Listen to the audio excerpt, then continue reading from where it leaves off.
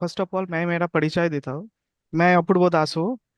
और ये जो अप्लाइड ज्योतिष और अप्लाइड वास्तु आपको दिख रहा है, ये दोनों जो ऑर्गेनाइजेशन है, इस दोनों ऑर्गेनाइजेशन का ही मैं फाउंडर हूँ। 2013 साल में मैं अप्लाइड वास्तु की शुरुआत किया। और उसके बाद हमने अप्लाइड ज्योतिष का जो शुरुआत किया वो 2023 से, 2023 से। अप्लाइड वास्तु आप सभी को, जिन्होंने ही ज्वाइन किए हैं, तो आपको तो पता ही है अप्लाइड वास्तु के बारे में। हमारा लगभग 14,000 रियल केस स्टडीज हमने कर चुके हैं। और हमारा जो कोर्सेस है, वो बेसिक जो कोर्सेस है, उसको उसे हमने फ्री में रखे हैं। लेकिन उस कोर्स में समय के कारण वहाँ पर जो कंटेंट है वो, सभी म्यूट कर दीजिए। वो जो कंटेंट है वो अभी तक अपलोड नहीं किया गया। तो हम क्या कोशिश कर रहे हैं कि हर महीने हम इसे 2 दिन करके जो क्लासेस वगैरह है वो हम करेंगे, ताकि हमारा जो फाउंडेशन, जो वास्तुशास्त्र का जो बुनियाद है, वो स्टूडेंट्स वो सीख पाए और खुद के वास्तु खुद कर पाए। और वो डिसीजन भी ले पाए कि उनको वास्तु में करियर बनाना चाहिए या नहीं चाहिए। ठीक है। तो देखिए, यहाँ पर दो ऑर्गेनाइजेशन है। एक है अप्लाइड वास्तु और एक है अप्लाइड ज्योतिष। अप्लाइड ज्योतिष में हर तरह के सॉफ्टवेयर फ्री में अवेलेबल है। जैसे कुंडली बनाना है, आपके कुंडली बनाने हो, या फिर जो एस्ट्रो वास्तु का सॉफ्टवेयर, या जिन्होंने हमसे कोर्स करते हैं एडवांस वास्तुशास्त्र कोर्स, उनके लिए भी हमारा एक सॉफ्टवेयर है, वास्तु सॉफ्टवेयर। तो उसी सभी सॉफ्टवेयर को हम होस्ट करते हैं अप्लाइड ज्योतिष पर। क्योंकि हमारा अप्लाइड वास्तु सिर्फ वास्तु नहीं है, वास्तु और एस्ट्रोलॉजी का मिश्रण है। वही आज हम पढ़ेंगे, सीखेंगे। उसी विषय को इस 2 दिन में हम कंप्लीट करेंगे कि कैसे एक फ्लोर प्लान को, मतलब वास्तु किया जाता है, कैसा अप्रोच होना चाहिए। और उसके साथ हम रियल एक केस स्टडीज भी करेंगे। एक्चुअली वो टुमारो हम करेंगे। ठीक है। तो रियल केस स्टडीज से हम देखेंगे कि कैसे एक वास्तु फ्लोर प्लान को ग्रीड किया जाता है और कैसे उसमें एनालिसिस करके रेमेडीज वगैरह किया जाता है। सब हम सीखेंगे स्टेप बाय स्टेप। तो फर्स्ट ऑफ ऑल, इस कोर्स का मतलब, ये जो कोर्स का ये उद्देश्य क्या है? क्योंकि हम जो फ्री कोर्स में हर जो स्टूडेंट जो बिगिनर लेवल है, उनको हम समझाना चाहते हैं कि वास्तु बहुत इंपॉर्टेंट है। और उसके साथ साथ ये कोर्स करके वो उनका फाउंडेशन लेवल अगर तैयार हो जाता है, वो अगर हमारे जो पेड कोर्स है, उस पेड कोर्स में अगर आते हैं, तो हमारा बहुत उनको सिखाने में बहुत मददगार होगी। क्योंकि हमारा जो सिलेबस है वो जनरल सिलेबस नहीं है। क्योंकि इस हमारा जो सिलेबस है उसमें वास्तुशास्त्र है, एडवांस वास्तुशास्त्र है जिसे हम देवता वास्तु कहते हैं, और उसके साथ साथ वहाँ पर एस्ट्रोलॉजी और एस्ट्रो वास्तु भी है। तो उस विषय को जानने के लिए, सीखने के लिए स्टेप बाय स्टेप हमें सीखने पड़ेंगे। ऐसा नहीं कि हम एक बार में ही 4 दिन में उसे सीख सकते हैं। ठीक है। तो इस विषय को सीखने के लिए, जानने के लिए, स्टेप बाय जो फर्स्ट स्टेप है, जो फाउंडेशन और लेवल 0 है, वो ए है। यहाँ पर हम सिखाएंगे आपको कि कैसे वास्तु को एनालिसिस किया जाता है, क्या है एक्चुअली में वास्तुशास्त्र, अप्लाइड वास्तु कैसे एनालिसिस करते हैं, आप कैसे करोगे, आप खुद के घर को कैसे अपग्रेड कर पाओगे, कैसे आप वहां पर एस्ट्रो वास्तु कैसे काम करते हैं। ये सब कुछ हम इस 2 दिन में सीखेंगे। समय बहुत कम है। पार्ट बाय पार्ट हमारा जो स्क्रीन है उसे शेयर करके हम सीखेंगे। ठीक है। और जो कल आप सभी इंडिविजुअली कुछ भी प्रश्न है वो पूछ सकते हो कल, टुमारो। ठीक है। आज प्रश्न अगर पूछने हैं तो क्लास के बाद ही आप पूछ सकते हो, इस विषय में कोई भी प्रश्न है। तो हमारा जो स्लाइड्स है वो हम शेयर करते हैं, एक एक करके हम चीज़ों को बहुत आसानी से समझने की कोशिश करेंगे। तो मुझे लगता है सभी लोग, आप बिगिनर लेवल के हो, तो नया जो वास्तु शास्त्र की जो जर्नी है उसको स्टार्ट करने में ये बहुत मददगार होंगे। और इस विषय को ध्यान से देखिए। जो स्टडी मटेरियल्स है वो हमारा डैशबोर्ड में अपलोड किया जाएगा। मतलब इस कोर्स को करने से ही ऐसा नहीं कि आप करके ही हम छोड़ देंगे। इसका एक स्टडी मटेरियल भी आपको मिलेगा। कहाँ पर मिलेगा वो सब मैं शेयर कर रहा हूँ। मैं मेरा स्क्रीन शेयर कर रहा हूँ, अभी देखिए, ध्यान से देखिए।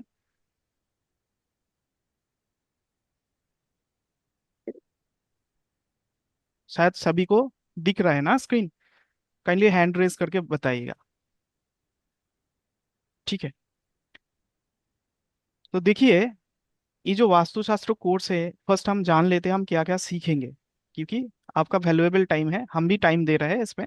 हम सीखेंगे क्या? ऐसा तो नहीं है कि प्रचार के लिए है जो बाकी वेबिनार होते, ऐसा नहीं है। ये हम फ्री कोर्स को कंप्लीट करने के लिए 2 दिन का रखा, अगर 2 दिन में कंप्लीट नहीं होता है तो हम नेक्स्ट मंथ में फिर से करेंगे। तो यहाँ पर हम क्या क्या सीखेंगे? हम फर्स्ट सीखेंगे कि वास्तुशास्त्र क्या है, उसका इंट्रोडक्शन, क्योंकि सब बिगिनर लेवल का हो। उसके बाद हम सीखेंगे कि अप्लाइड वास्तु का जो आधार है, जो फिलोसॉफी है, वो क्यों एस्ट्रो वास्तु के आधार पे है, क्यों जनरल वास्तु हम नहीं करते, उस विषय में हम जानेंगे। उसके बाद हम जानेंगे कि एक जब हम साइट विजिट करते हैं उस टाइम पर कैसे जो दिशा का निर्धारण कैसे किया जाता है, गूगल अर्थ के द्वारा एज वेल एज जो अप्लाइड वास्तु कंपास है उसके द्वारा सटीक तरीके से दिशा का निर्धारण भी इस क्लास में हम सीखेंगे। इसके बाद हम सीखेंगे कि कैसे एक फ्लोर प्लान को पढ़ा जाता है। इस विषय को स्टेप बाय स्टेप हम सीखेंगे, ये क्लास नंबर 2 में हम सीखेंगे। इसके बाद हम सीखेंगे जो अप्लाइड वास्तु ग्राफ पेपर, ये सभी आप जो डैशबोर्ड है वहां से डाउनलोड कर सकते हो।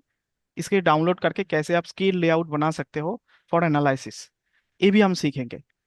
इसके बाद हम सीखेंगे कैसे कोई साइट में विजिट करके क्या कैसे मेजरमेंट लिया जाता है और कैसे नोट डाउन करना पड़ता है, उसके बाद ही आप स्केल ड्राइंग बना सकते हो, वो भी हम सीखेंगे इस विषय को। इसके बाद हम थोड़ा सा एस्ट्रो वास्तु का स्वाद लेंगे कि राशि क्या है, इस सब वगैरह हम सीखेंगे, लग्न क्या है, क्योंकि हमारा जो आधार है वो एस्ट्रो वास्तु के ऊपर स्थित है, और जो वास्तु है वो जनरल वास्तु से कोई रेमेडी काम नहीं करते हैं अगर आप इंडिविजुअल एस्ट्रो वास्तु ना करो तो। ठीक है, वो भी हम सीखेंगे विषय को। इसके बाद हम जानेंगे जो 5 एलिमेंट जो है वो कैसे आधारित है और किस दिशा कौन सी 5 एलिमेंट है, और कैसे वास्तु निवारण किया जाता है इस 5 एलिमेंट के द्वारा।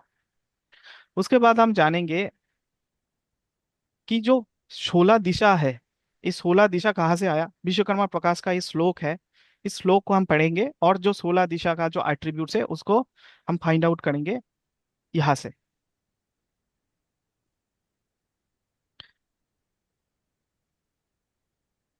और 16 दिशा करने के बाद हम देखेंगे कैसे वास्तु का एनालिसिस किया जाता है इस 16 दिशा के द्वारा, और कैसे दोष को फाइंड आउट किया जाता है और उसका निवारण हम कर सकते हैं। इसी सिलेबस को हम कवर करेंगे। तो ये सिलेबस काफी है बिगिनर लेवल के लिए, और ठीक इसे आप बहुत अच्छे तरह से सीख सकते हो। और एस्ट्रो वास्तु के विषय में भी हम बोलेंगे क्यों एस्ट्रो वास्तु जरूरत है, क्योंकि ये एस्ट्रो वास्तु सीखना बहुत इंपॉर्टेंट है, सभी सभी वास्तु प्रोफेशनल्स के लिए एस्ट्रो वास्तु मैंडेटरी है आज के दिन में। ठीक है, तो हम पहले देखते हैं कि ये जो रिसोर्स है, ये रिसोर्स आपको कहाँ से मिलेगा, और इस कोर्स का जो स्टडी मटेरियल्स है वो कहाँ से आप डाउनलोड करेंगे। तो देखिए, आप गूगल में फंस जाइए और गूगल में लिखिए अप्लाइड वास्तु कोर्स, ऐसे ये है अप्लाइड वास्तु कोर्स, और इसमें आइए, यहाँ पर देखिए फ्री कोर्सेज वगैरह डाला हुआ है इस जगह पर। देखिए तीनों लैंग्वेज में फ्री कोर्स अवेलेबल है। ऐसा नहीं कि आज हम हिंदी में करा रहे हैं, हम हिंदी में ही सिर्फ कराते हैं। जिनको हिंदी में प्रॉब्लम है वो इंग्लिश में कर सकते हैं। जो हम बंगाल से है, बंगाली बंगाली में भी हम पढ़ाते हैं। हर एक के लिए अलग अलग बैच है। तो ये जो फर्स्ट जो पार्ट है, this is the stage 1, this is the free course.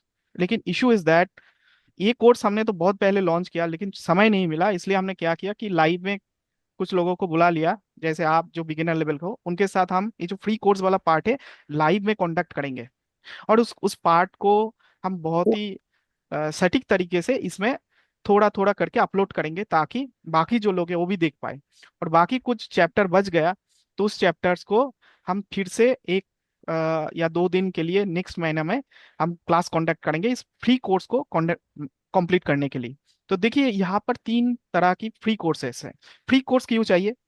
देखिए, किसी भी विषय में जानने के लिए पहले बिना पैसे देके कुछ बेसिक नॉलेज या बेसिक फाउंडेशन नॉलेज चाहिए, हमें लगता है। तो हमने क्या किया, इसलिए फर्स्ट पार्ट हमने फ्री कोर्स में रखा, ताकि जनरल जो लोग हैं जिनके पास समय नहीं है या पैसा नहीं है, वो रिकॉर्डेड कोर्स यहाँ से देख पाए, या तो फिर ऐसे कुछ वेबिनार या वर्कशॉप ज्वाइन करके सीख पाए और खुद के जो वास्तु है खुद कर पाए, क्योंकि सभी के पास तो पैसा नहीं है। तो यही एक उद्देश्य है। उसके साथ हमारा भी एक जो एडवांटेज यहाँ पर रहता है कि मान लीजिए किसी ने हमारे जो एडवांस कोर्स का जो रूल है उसमें फ्री कोर्स करना मैंडेटरी है। मैंडेटरी है मतलब फ्री कोर्स करने के बाद सभी को सर्टिफिकेट दिया जाता है। तो हमारे एडवांस कोर्स में ज्वाइन करने के लिए फ्री कोर्स मैंडेटरी है, क्योंकि हम जो एडवांस कोर्स में पढ़ाते हैं वहाँ पर बेसिक चीज नहीं पढ़ाते हैं, हम एडवांस लेवल पे पढ़ाते हैं। क्योंकि वहाँ पर समय कम रहता है, बहुत ही बारीकी से सिखाया जाता है, तो इसलिए हम क्या करते हैं कि फ्री कोर्स आप पहले कर लीजिए, उसके बाद आप सर्टिफिकेट ले आइए वहां से फ्री में, उसके बाद ही आप कीजिए। तो उसमें क्या हमारा फायदा है कि हम स्टूडेंट को बहुत अच्छे से कम समय में बहुत ज्यादा अच्छा कंटेंट हम दे सकते हैं, विदाउट वो बेसिक नॉलेज छोड़ के। क्योंकि बेसिक नॉलेज सीखने में अगर टाइम लगा दिया तो हमारा मुश्किल है। ये है बोथ साइड एडवांटेज मैंने बता दिया। तो किसी भी फ्री कोर्स को ज्वाइन करने के लिए आपको इस फ्री कोर्स में क्लिक करने हैं, देखिए कंप्लीटली फ्री है। और इसमें आप कैसे आप कर सकते हो, आप इनरोल कीजिए, पहले इसमें इनरोल कीजिए। इनरोल इनरोल करने के लिए क्या करना पड़ेगा, या तो आपको लॉगिन बनाना पड़ेगा जैसे दूसरे साइट है, ऐसे ही साइन अप कीजिए और एक नंबर आप डालिए जो वैलिड फोन नंबर है। इस नंबर को डाल के आप यहाँ पर आई एम नॉट रोबोट इस पे क्लिक कीजिए और गेट ओटीपी ऑप्शन पर क्लिक कीजिए। क्लिक करने के बाद, एक मिनट, यहाँ पर आपके जो फोन है इस फोन में ओटीपी आएंगे अप्लाइड वास्तु के द्वारा। तो उस ओटीपी को यहाँ पर आपको डालने हैं। कैसे, यहाँ पर ओटीपी आया है 793341। इसे डालने के बाद वेरीफाई एंड प्रोसीड ऑप्शन पर क्लिक कीजिए। इसके बाद आपसे वो कोई ईमेल आईडी मांगेगा। हम अप्लाइड वास्तु का एक जीमेल आईडी दे देते हैं, ऐसा नहीं कि जीमेल आईडी ही आपको देने पड़ेंगे। थोड़ा सा म्यूट कर दीजिए, ठीक है। ये स्टडी मटेरियल के लिए बहुत ही इंपॉर्टेंट है।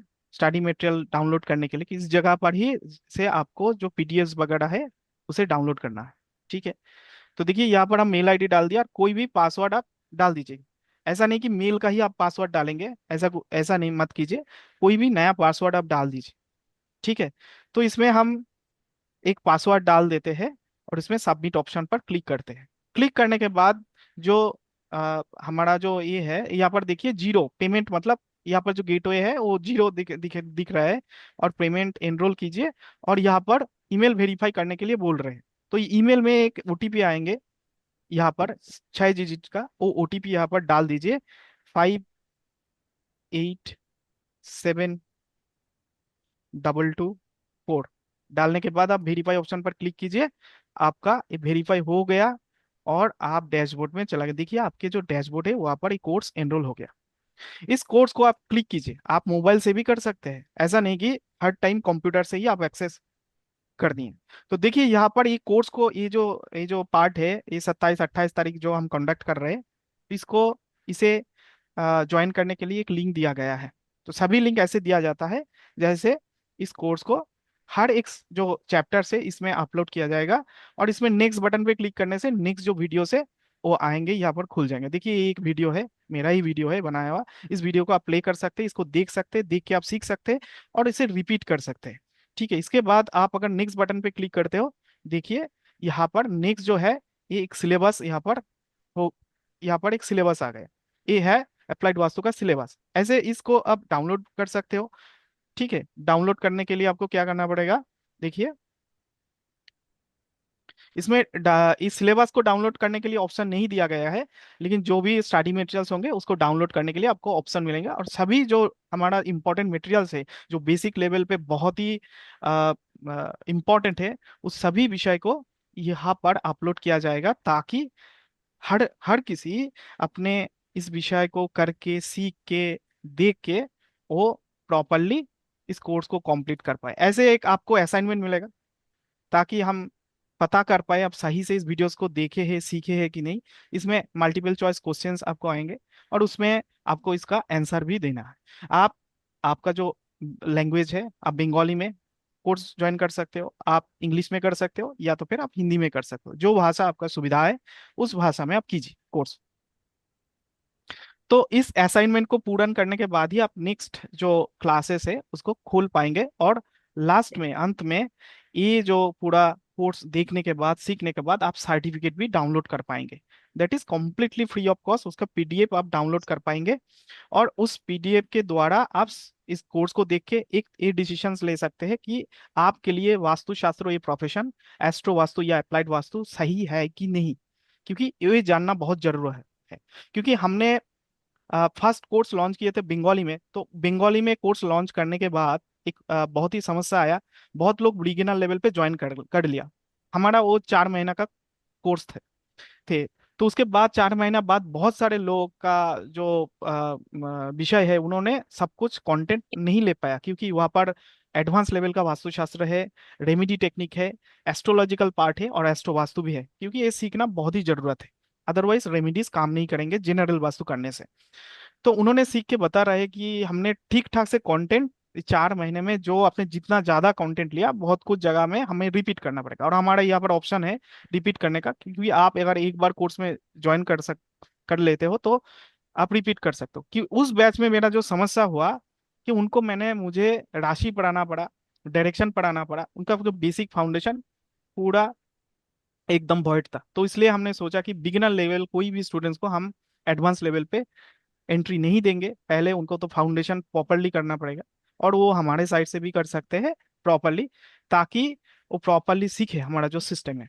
इसे हमने आपको दिखा दिया जो कैसे इसको एक्सेस करना है। तो इसके द्वारा आप नेक्स्ट नेक्स्ट करके हर एक जो चैप्टर है उसको पढ़ सकते हो, आप वीडियो देख सकते हो, और उसके बाद जो लाइव सेशंस होंगे उसको भी ज्वाइन कर सकते हो यहाँ से ही। अभी तो लिंक कुछ व्हाट्सएप ग्रुप बना के हमने डाले हैं कुछ लोगों को ही, लेकिन इन फ्यूचर में नहीं डाला जाएगा, यहाँ से ही आपको ज्वाइन करना पड़ेगा। ठीक है। तो चलिए अभी हम वापस जाते हैं हमारा जो सिलेबस है उस पे। उससे पहले हम एक चीज आपको दिखा देते हैं। देखिए हमारा और एक विषय है, वो है अप्लाइड ज्योतिष। तो अप्लाइड ज्योतिष क्या है? अप्लाइड ज्योतिष जस्ट लाइक एस्ट्रोसेट जैसे एक साइट है। ठीक है, अभी नया नया लॉन्च हुआ है, तो आपको शायद पता नहीं, लेकिन पता भी है, आप केपी एस्ट्रोलॉजी टाइप कीजिए, हमारा साइट 1 नंबर पे रैंक करते हैं सॉफ्टवेयर वगैरह के केसेस में। ठीक है। ये है, कोई भी कुंडली मैचिंग, कुंडली सब कुछ यहाँ से आप कैलकुलेट कर सकते हो। एस्ट्रो वास्तु का भी सॉफ्टवेयर यहाँ पर है। स्टूडेंट्स लॉगिन करने पर आपको सभी सॉफ्टवेयर उपलब्ध हो जाएंगे, और यहाँ पर देखिए सभी सॉफ्टवेयर यहाँ पर है, यहाँ पर आप कुंडली भी बना सकते हो, कोई इशू नहीं है। ये विदाउट लॉगिन ही आप किसी का भी कुंडली बना सकते हो, क्योंकि कोई भी कुंडली तुरंत बन जाएगा, और बहुत सारा चार्ट स्टाइल है यहाँ पर। आप कोई भी चार्ट स्टाइल में अपने जो विषय है उसको प्रैक्टिस कर सकते हो। ठीक है, हम बाद में वास्तु सॉफ्टवेयर को देखेंगे। इसके बाद हम चलते हैं फर्स्ट चैप्टर।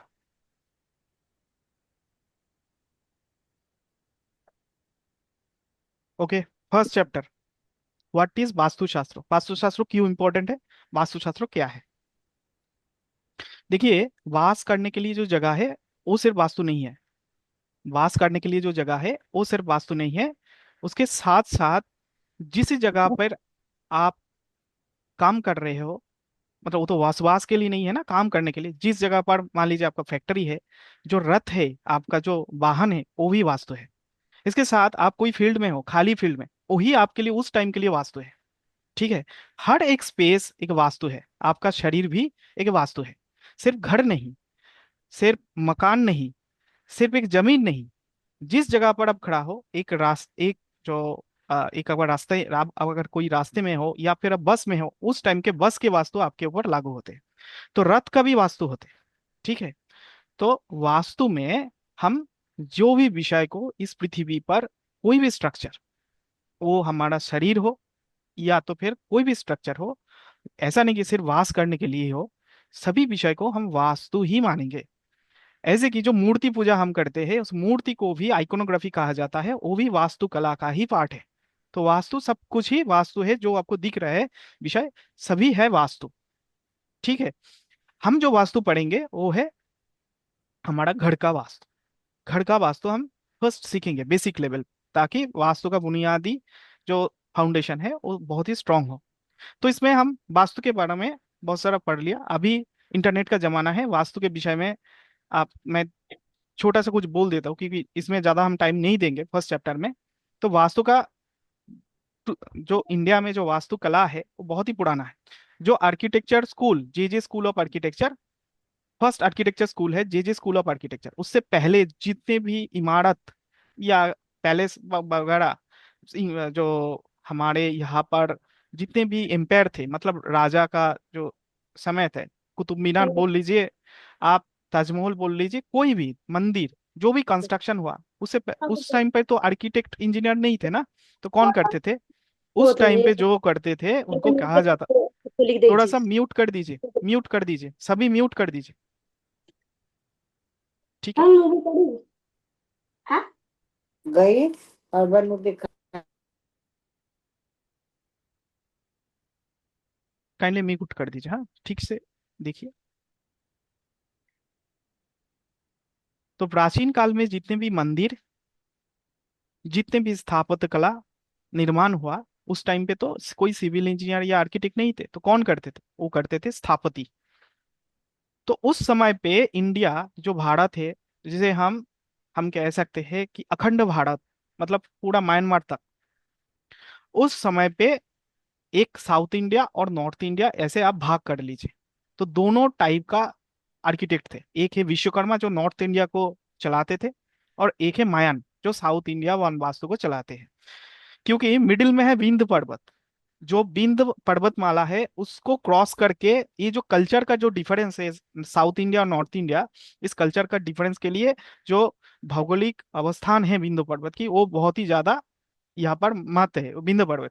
तो विंध्य पर्वत की इस तरफ, मतलब नॉर्दर्न साइड पे नॉर्थ इंडिया, उसमें वहां पर विश्वकर्मा जी, जो कि एक उस समय के प्रसिद्ध आर्किटेक्ट थे, उनका ही रूल यानी कि नियम चलते थे। और जो साउथ इंडिया है वहां पर मायन की रूल चलते हैं। तो विश्वकर्मा जो वास्तु, हम जैसे विश्वकर्मा प्रकाश कहते हैं, तो इस विश्वकर्मा प्रकाश में विश्वकर्मा जी का जो वास्तु का नियम है लिखा गया है। उसके बाद विश्वकर्मा प्रकाश की एक्सटेंडेड रूप, बृहद समाहिता, जो हमारे बड़ामीर ने लिखा, वहां पर भी वास्तु का उल्लेख है। और सबसे आधुनिक ग्रंथ है वास्तु में, जो से हम सबसे राजा भोज द्वारा लिखित सम्रांगना सूत्रधार, ठीक है, इस ग्रंथ को सबसे अच्छे माना जाता है। और वास्तुकला में जिन्होंने प्रदर्शी उनको मिला है, जो है मतलब वास्तुकला में सबसे बड़ा वास्तु कंसल्टेंट इंडिया में, सी गणपति स्थापति। तो स्थापति जो ये टाइटल है, वो उनका परिवार के एक सरनेम है। कहाँ से आया? क्योंकि उनका जो परिवार है पूरा डेडिकेशन है, जनरेशन टू जनरेशन वास्तु में काम किया। तो भी गणपति स्थापति को गवर्नमेंट ऑफ इंडिया द्वारा पद्मश्री उपाधि मिला। वो साउथ इंडियन का थे। वो मायन रूल उन्होंने ही बताया। उनका ही एक स्टेटमेंट है कि जो सम्रांगण सूत्रधार है बहुत ही अच्छा, सबसे बढ़िया बुक है आधुनिक वास्तुशास्त्र। सम्रांगण सूत्रधार कौन लिखा?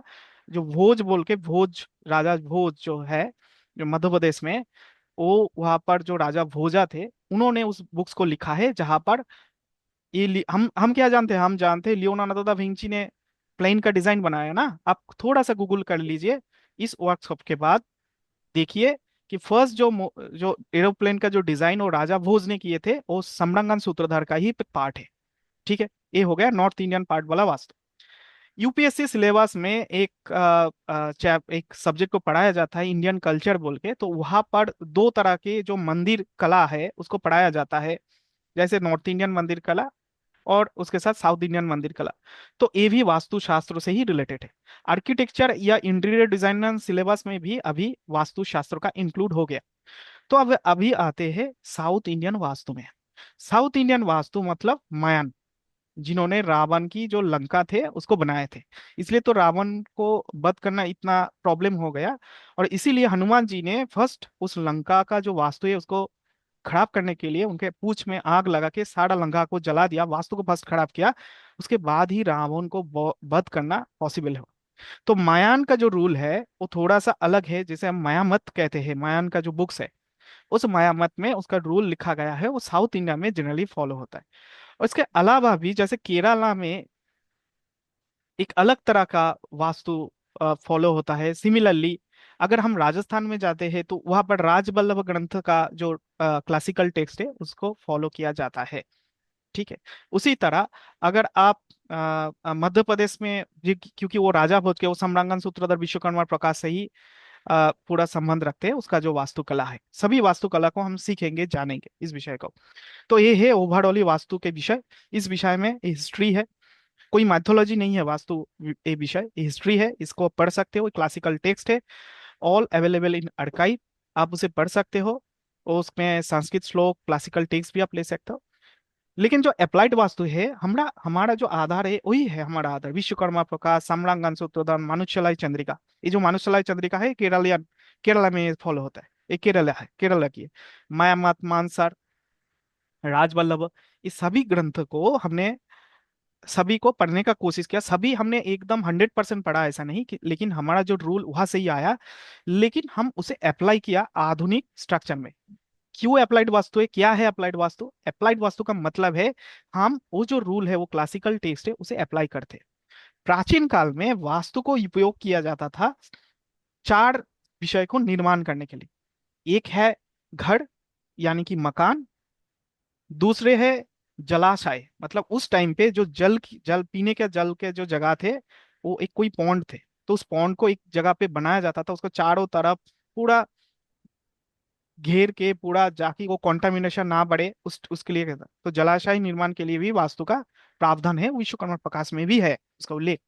उसके बाद यज्ञ वेदी, उस टाइम पे हम यज्ञ करते थे उस वेदी को, ताकि ऐसे मनाया जाए कि अगर यज्ञ शुरू होता है तो उस टाइम पे अगर बाढ़ ना आए, उसको खराब ना कर दे, तो यज्ञ वेदी को निर्माण करने के लिए भी प्रावधान वास्तुशास्त्र में है।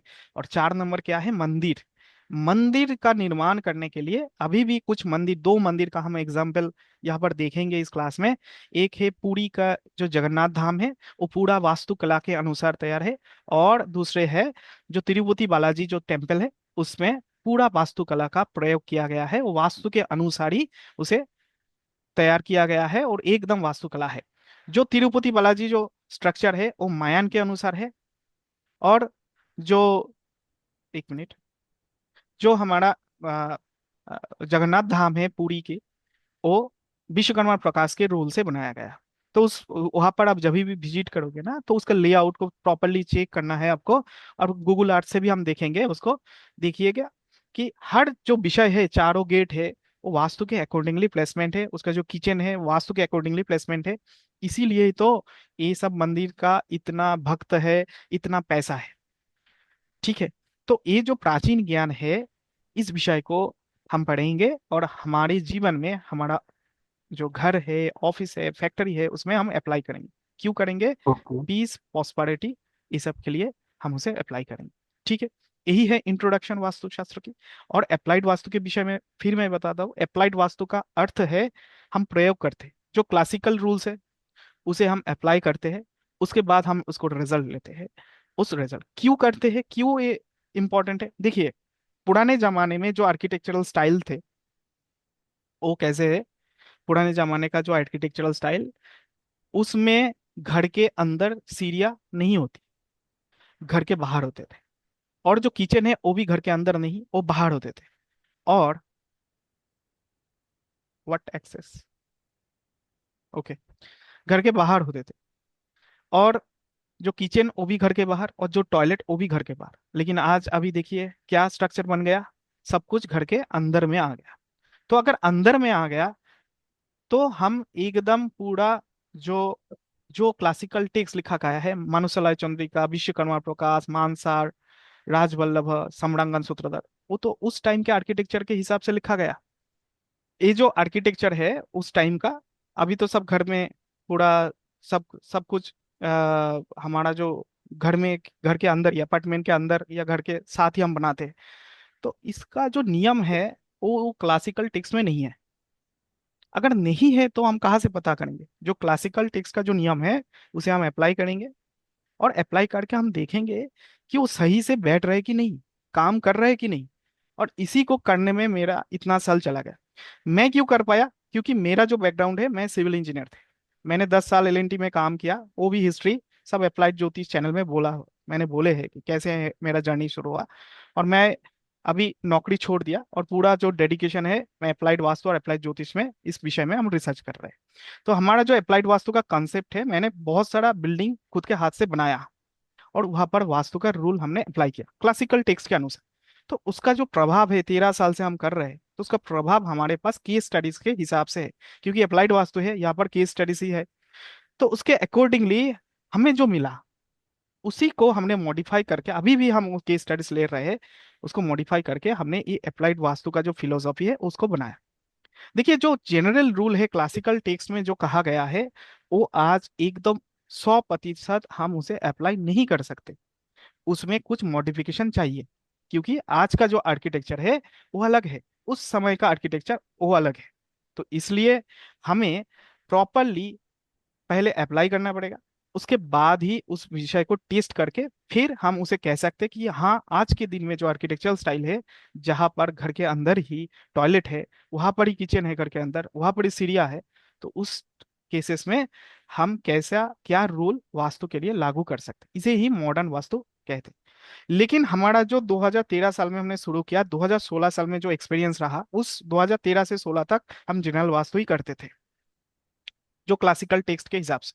लेकिन हमने देखा सिर्फ वास्तु रूल, मतलब वास्तु के अनुसार घर बना के उस टाइम पे 10-12 घर घर हमने कंप्लीट किए थे, मतलब घर के ड्राइंग हम दिए थे, वो लोग ने कंप्लीट करके, मतलब 1 साल 2 साल हुआ था 2016 में। तो उन्होंने बोला कि सब कुछ ठीक ठाक से नहीं चल रहा है। हमने तो पूरा पूरा ओपन लैंड पे वास्तु के अकॉर्डिंगली ही बना दिया, लेकिन साउथ ईस्ट में किचन डाल दिया।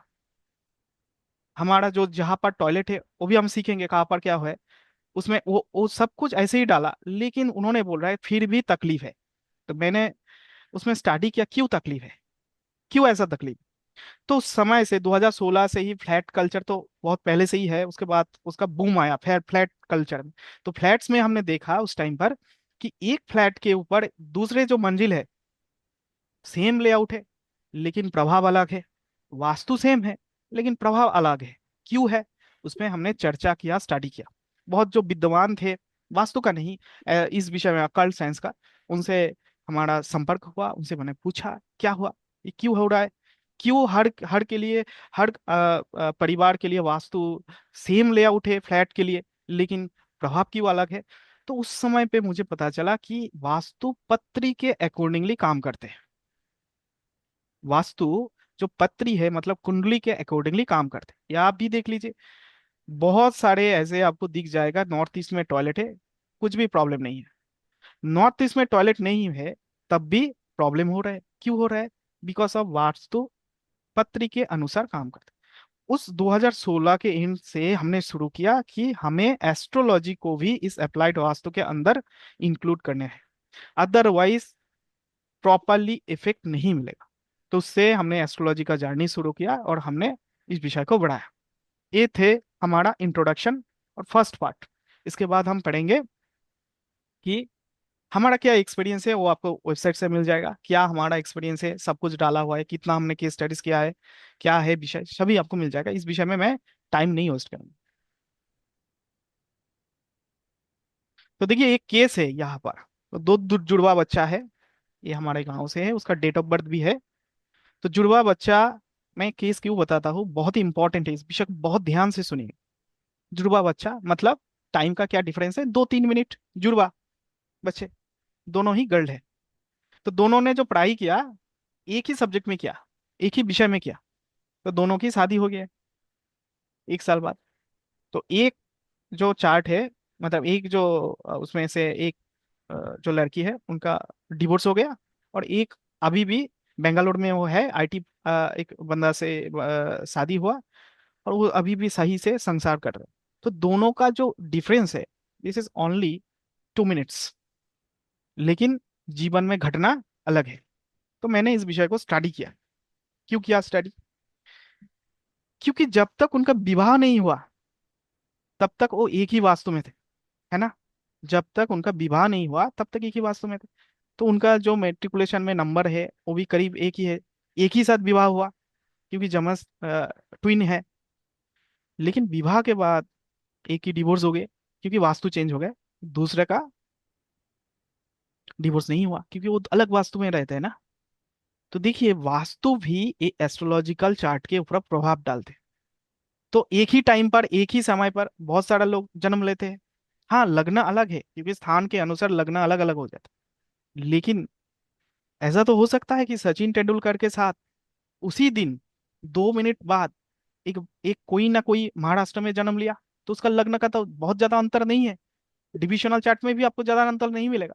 तो अगर सचिन तेंदुलकर ने इतना बड़ा क्रिकेटर बन गया, तो उन्होंने क्यों नहीं बन पाया, ये प्रश्न भी आपको पूछना चाहिए ना, सभी को। तो इसका उत्तर है, हमारे जीवन में हम जो कर्म करते हैं उसके अकॉर्डिंगली हमारा परिवार मिलते हैं, जिस परिवार में हमने जन्म लिया। जैसे शाहरुख खान का जो बेटा है, वो ऐसा कुछ कर्म किया इसलिए तो शाहरुख खान के परिवार में जन्म लिया। और जो बेटा, जिन्होंने कुछ खराब कर्म किया, उसका कहाँ पर जन्म लिया, वो धारावी बस्ती में जन्म ले लिया। तो जन्म ने ही डिसाइड कर दिया कि वो जीवन में कैसा सुख उनको मिलेंगे। तो ये जन्म कैसे होता है डिसाइड, ये जो प्लेनेटरी पोजीशन है, पत्री है, कहाँ से आता है, आती है ये पत्री, it is from our past karma. लेकिन हम इस जन्म में जो काम करते हैं, जो डिसीजन लेते हैं, जो विषय को हम हमारे जीवन में लागू करते हैं, वो कैसे काम करते हैं। एक है हमारा कर्म के अनुसार ये पृथ्वी के ऊपर प्रभाव डालते हैं, और दूसरे है हम जिस परिवेश में है, जिस वास्तु पर है, उस वास्तु हमारे ऊपर प्रभाव डालते हैं। ठीक है, इसके हम एक एग्जाम्पल से अभी समझेंगे। ठीक है, देखिए हमारा जीवन है, एक है कर्म, एक है भाग्य, और एक है वास्तु। तो वास्तु को हम इस रोड से कंपेयर किया, वास्तु को हम इस रोड से कंपेयर किया। एक है कार, मान लीजिए ये कोलकाता और ये है दिल्ली। तो इस कार को इस कोलकाता से दिल्ली जानी, कैसे जा पाएंगे, कौन सी फैक्टर है। एक तो है ये रास्ता अगर खराब हो गया तो नहीं जा पाएंगे, दिस इज द वास्तु। एक कार कभी भी ब्रेक डाउन हो सकता है, ये किसी का हाथ में नहीं है। तो दिस इज योर लक, यानी कि आपकी एस्ट्रोलॉजिकल चार्ट।